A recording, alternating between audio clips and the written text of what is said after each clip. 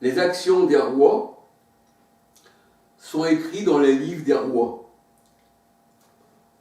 Alors, dans 2 Rois 14, 28, 29, il écrit « Le reste des actions de Jéroboam, de tout ce qu'il a fait, ses exploits, la guerre, et comme il fit rentrer sous la puissance d'Israël, Damas et Hamath, qui avaient appartenu à Juda. Cela n'est-il pas écrit dans le livre des chroniques des rois d'Israël ?» Donc, on voit que Jéroboam avait fait aussi, des veaux d'or. Alléluia.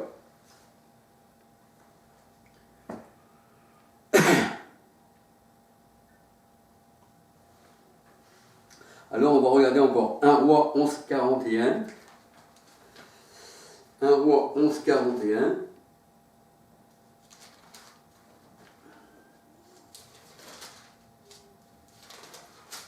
Alléluia. 1 Roi 11, verset. 1 Roi 11, verset. Alors, 1 Roi, on est toujours dans le livre des rois. Je vous parle des actions, des actes des rois.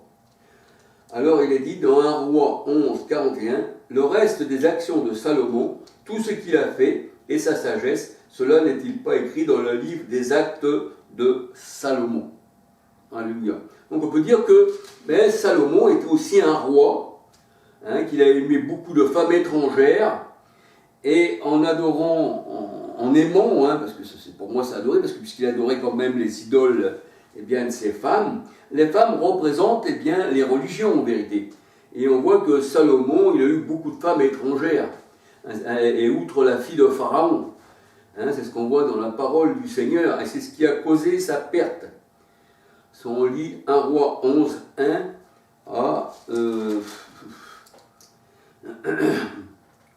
à 43. Donc on peut dire que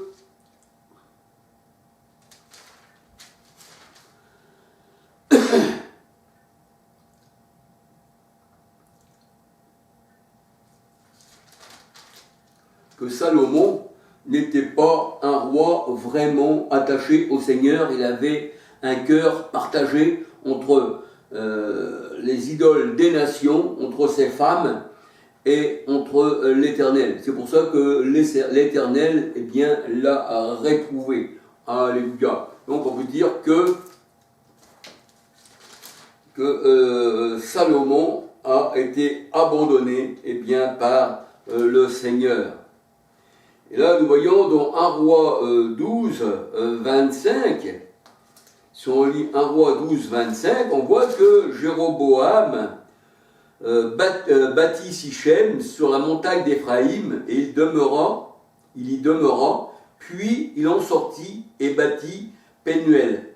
Jéroboam dit en son cœur, parce que c'est dans le cœur de l'homme, Marc 7, 1 à 23, que sortent les mauvaises pensées, l'idolâtrie. Alors Jéroboam dit en son cœur, le royaume pourrait bien maintenant retourner à la maison de David, si ce peuple monte à Jérusalem pour faire des sacrifices dans la maison de l'Éternel, le cœur de ce peuple retournera à son Seigneur. Et lui, il ne voulait pas ça, bien sûr. À Roboam, roi de Juda. Et ils me tueront et retourneront à Roboam, roi de Juda. Après avoir demandé conseil, le roi fit 2 veaux d'or. Et il dit au peuple, assez longtemps vous êtes monté à Jérusalem, Israël. Voici ton Dieu qui t'a fait sortir du pays d'Égypte. Il plaça l'un de ses veaux à Bethel et il mit l'autre à Dan. Ce fut là une occasion de péché. Le peuple alla devant l'un des veaux jusqu'à Dan. Jéroboam fit une maison de haut lieu et il créa des sacrificateurs pris parmi tout le peuple qui n'appartenait pas aux fils de Lévi. Donc nous voyons que, il prit des prêtres pour, les veaux d'or, et nous voyons que Jéroboam, ce roi était aussi charnel. Alléluia. Donc ce sont des personnes charnelles, comme nous dit la parole de Dieu. Alors je vous disais que le livre des chroniques voulait dire le livre des mémoires. Esther 2, 23.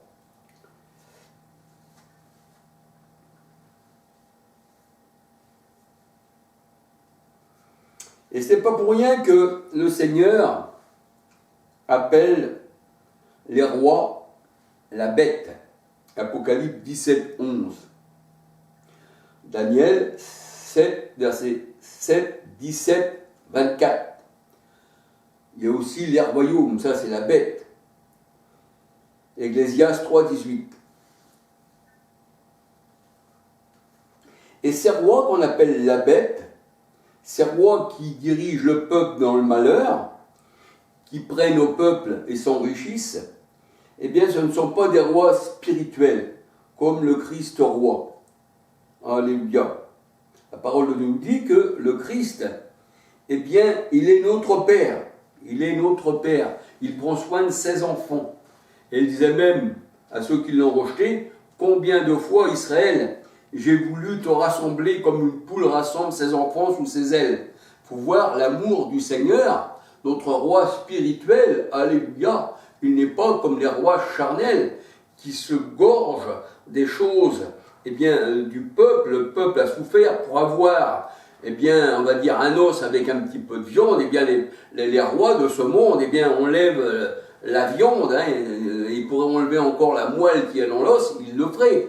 Et vous, comme Macron, il dit maintenant, fini l'abondance. Alors l'abondance, c'est sûr, c'est un os déchiché. Pour lui, c'est l'abondance. Alors s'il enlève l'os, il n'y a plus rien. Et Macron disait, la bête de l'événement est là.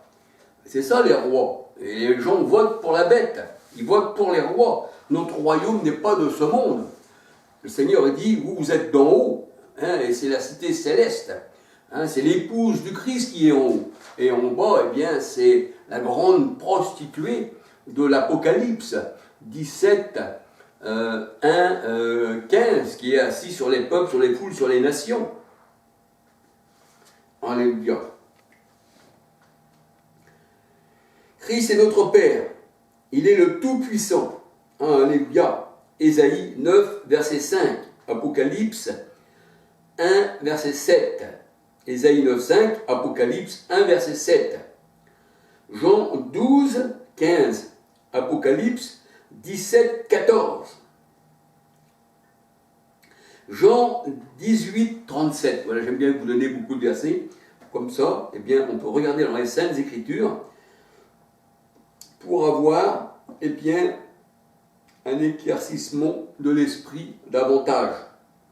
Jean 18, 37. La parole de Dieu nous dit que notre roi Jésus rend témoignage à la vérité, tandis que les autres rois avant lui, le Seigneur a dit, c'était des brigands, c'était des voleurs. C'était tous ceux qui sont venus avant moi, il n'y avait rien de bon, ils avaient abandonné la loi, ils savaient tourner vers les idoles, et ils savaient tourner vers leurs bourreaux, ils m'ont rejeté pour leurs bourreaux, mais la grâce et la vérité sont venues par Jésus-Christ. Jean 1, verset 16 à 17. Parce que dans la loi, au temps de Moïse, au temps de tous ces gens-là, il n'y avait pas de vérité, il n'y avait pas d'amour, et il n'y avait pas de lumière spirituelle. Parce qu'ils étaient aveugles en adorant les statues, en adorant les veaux d'or. Ils faisaient des choses abominables.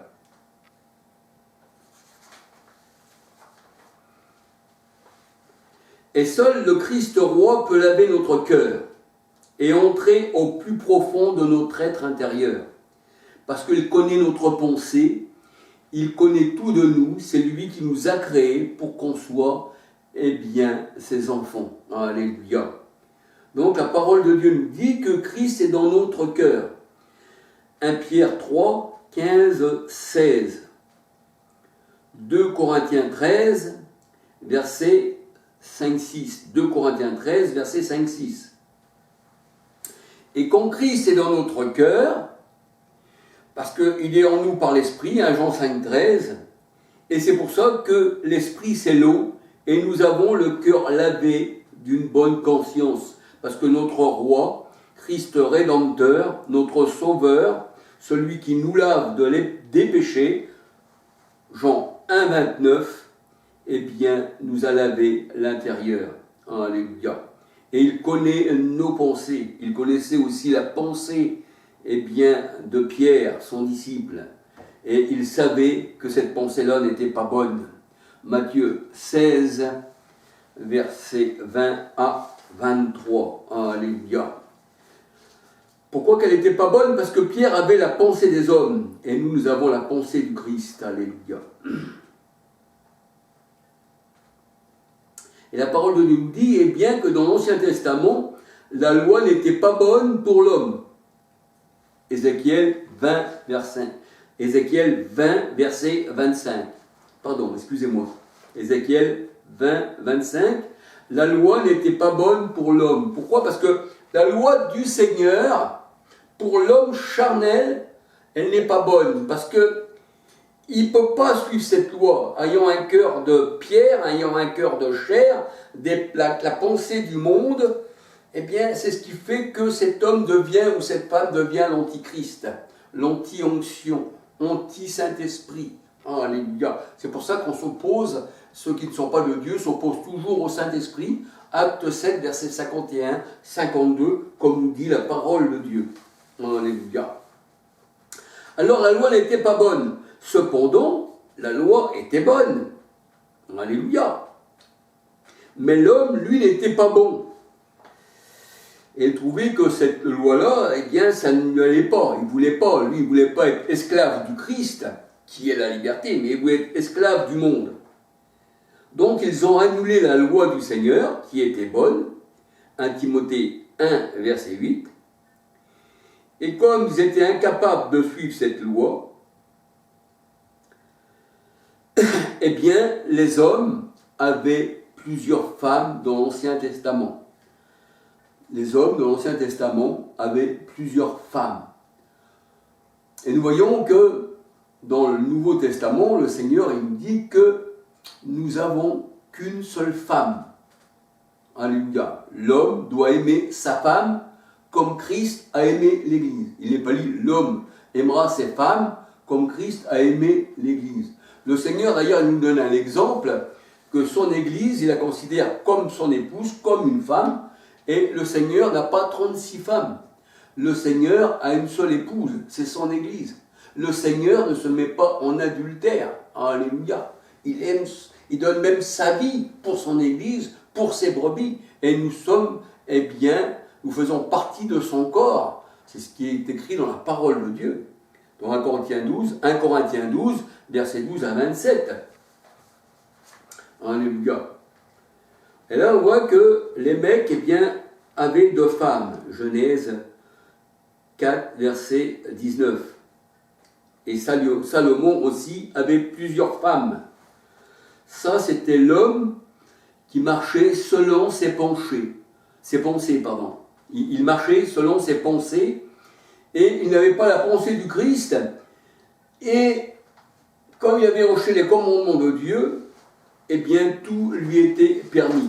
C'est pour ça qu'il était dit dans la parole de Dieu, en ce temps-là, il n'y avait point de roi en Israël, c'est-à-dire des rois spirituels. Les gens faisaient des statuts et ils faisaient ce que bon leur semble. Juge 17, 1 à 13. Alléluia. Donc nous voyons que quand Christ est venu, quand il est venu, alléluia, eh bien, il a mis de l'ordre. Il a rejeté l'ivraie, il a rejeté la paille, il a rejeté tout ce qui n'était pas à sa gloire, et il a séparé les ténèbres d'avec la lumière. Et il a mis son blé dans le grenier. Alléluia. Et nous sommes le blé, alléluia, du Seigneur. Nous ne sommes pas livrés les fils du malin, comme nous dit Matthieu 13. Alléluia.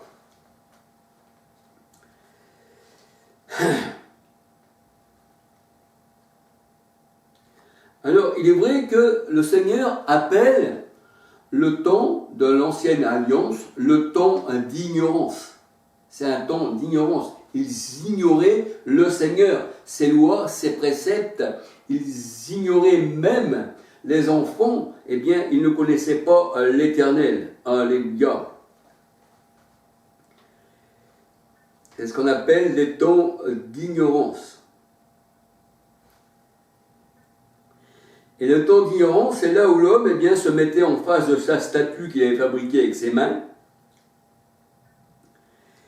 et avec leur esprit déréglé, je veux dire impur, Deutéronome 28, 28, c'est pour ça que quand le Seigneur Jésus est venu, il a chassé de l'homme les esprits impurs de l'homme, hein, les mauvaises pensées, il nous a donné sa pensée, c'est pour ça que nous avons la pensée du Christ, et la parole de Dieu, elle dit, et Christ nous a remplis, eh bien, non pas d'un esprit impur, mais de son esprit qui est saint. Alléluia. Et les hommes ne connaissaient pas la vérité dans l'ancienne alliance, et ils étaient ignorants.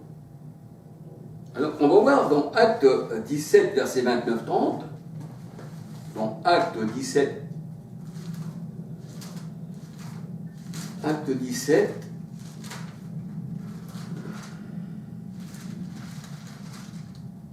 Acte 17, 29, 30.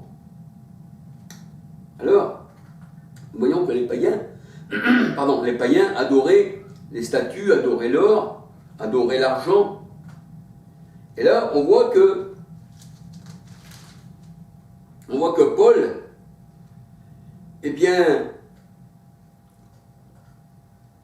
il se rend à Éphèse, et là, en se rendant à Éphèse, son esprit est hérité en lui-même en voyant toutes ces idoles. Alors il dit à ceux qui étaient là, hein, tous ces gens qui étaient sur l'aéropage, je vois avec toutes vos statues, vos idoles, que vous êtes extrêmement religieux. C'est un peu comme les catholiques, un peu comme tous ceux qui ont une croix autour du cou, ou alors sur leur pupitre, tout ça, tu ne mettras pas une statue de bois devant l'autel de l'Éternel. Hein. Je crois que c'est dans Exode ou Deutéronome 21, 16. Eh bien, parce que ça c'est des idoles, c'est l'homme qui l'a fait. Mais on voit que Paul, ça l'a irrité, à voir tous ces idoles, mais il voit un Dieu inconnu, une inscription à un Dieu inconnu, en parcourant Éphèse. Et en voyant les idoles, il dit, je vois que vous êtes extrêmement religieux. Alors ça, c'est vrai que les religieux ont plein d'idoles, hein, ils ont une foule d'idoles. Mais on va voir ce que Paul dit plus loin. Alléluia.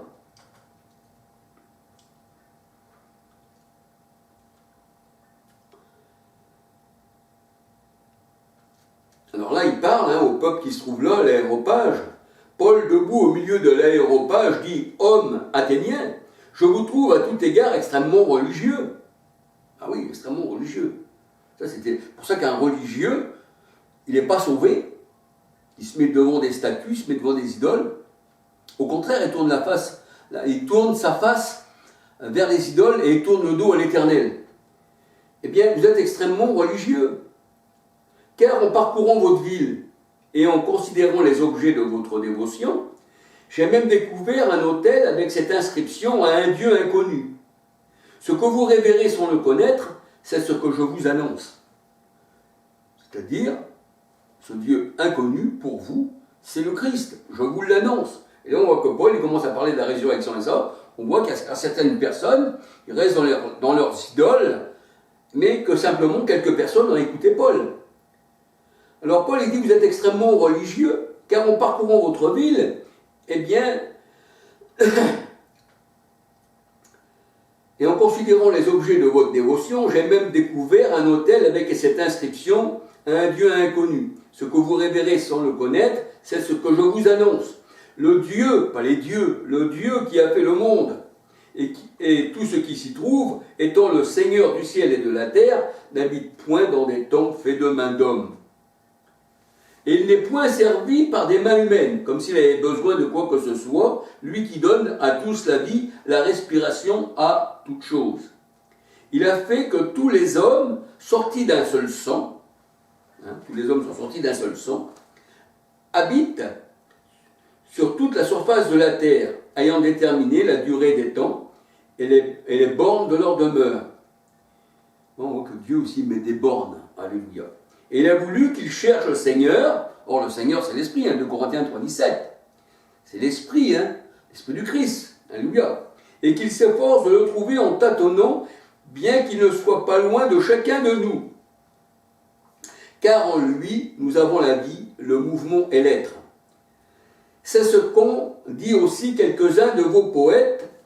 De lui, nous sommes la race. De lui, nous sommes la race. De lui, nous sommes la race. Alors voici ce que dit encore Paul.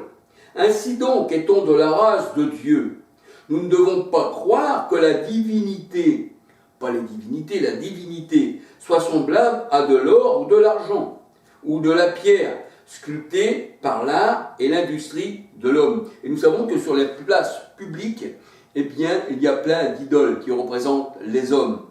Et nous voyons que l'or et l'argent dont parle Paul, dans Acte 17, 29, eh bien, Ézéchiel 22, 18 à 23 et Jérémie 6, versets 28 à 30, eh bien, ça représente l'homme. Alléluia.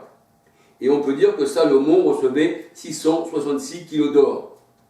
Alors, voilà ce que dit encore Paul. Ainsi donc, étant dans la race de Dieu, nous ne devons pas croire que la divinité soit semblable à de l'or, à de l'argent, à de la pierre, sculptée par l'art et l'industrie. Parce que ça, c'est fait en industrie, les idoles. Quand l'idole tombe par terre, eh bien, l'industrie va en refaire une autre. Et si vous n'avez pas d'argent pour la payer, vous n'aurez pas votre idole qui va vous protéger, paraît-il, eh bien, du mauvais sort. L'idole aussi, eh bien, à Notre-Dame de Paris, Notre-Dame qu'ils appellent, eh bien, on voit que tous les idoles n'ont pas pu protéger, eh bien, la cathédrale, et puis ils ont même pris feu à l'intérieur. Eh bien, le Seigneur, il dit que c'est fait par l'art et l'industrie de l'homme. Alléluia. Alors voici ce qu'il dit au verset 30, dans Acte 17.